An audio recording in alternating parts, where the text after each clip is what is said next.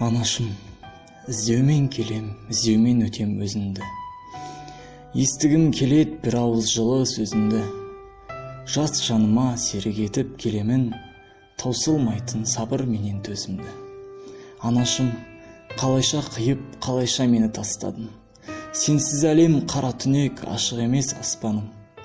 У-шуы көп көшелерде кетіп бара жатқанда, қараймын мен қызыға, анасына басқаным. Анашым, кеудендегі жүрек пе әлде темір ме? Тастар болсан, неге келдің өмірге? Неге аямадың сен мені?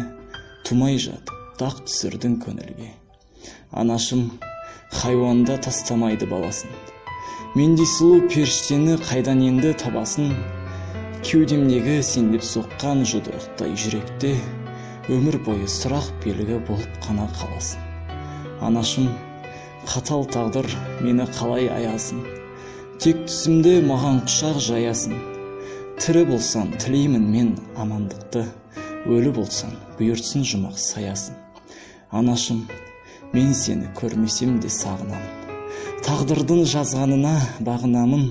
О дүниеде жазылса тәңірім, араша боп қасынан табыламын. Білемін, сезем, оңашада жасынды көл ғып төктің.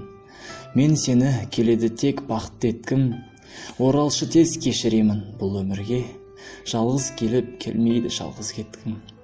Күнде оқимын сен қалдырған хатыңды, іштей ғана қайталаймын атыңды. Көп болды ғой түн ұйқымды сағындым, қанша таңды сен ойлаумен атырдым.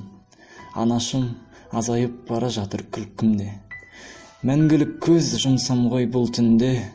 Кешір мені де жазыпсың хатында, менің сізге өкпелеу мүмкін бе? Қайран көңіл іштей ғана тынады. Қайда екен бақыт, шаттық тұрағы? Не болса да көнем, басқа амал жоқ. Бұл да мүмкін бір Алланың сынағы. Сен ойлаумен өтеді менің әр күнім.